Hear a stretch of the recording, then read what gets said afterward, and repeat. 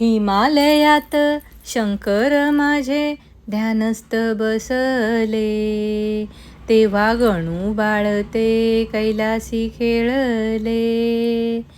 गौरी मायने त्या वेळेत तांदूळ धुतले आणि वाळवून त्याचे दळण दळिले.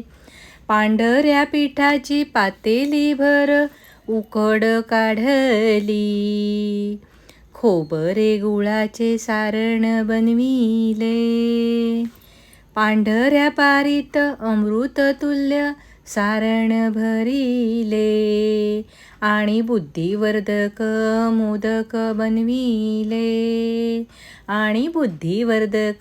मोदक बनविले गणू बाळते दमले खेळून धावत धावत आले आणि सारे मोदक एका घासात संपवून टाकले.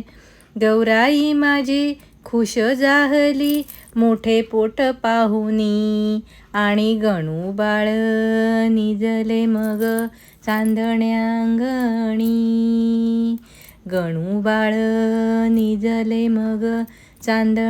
अंगणी. निजले मग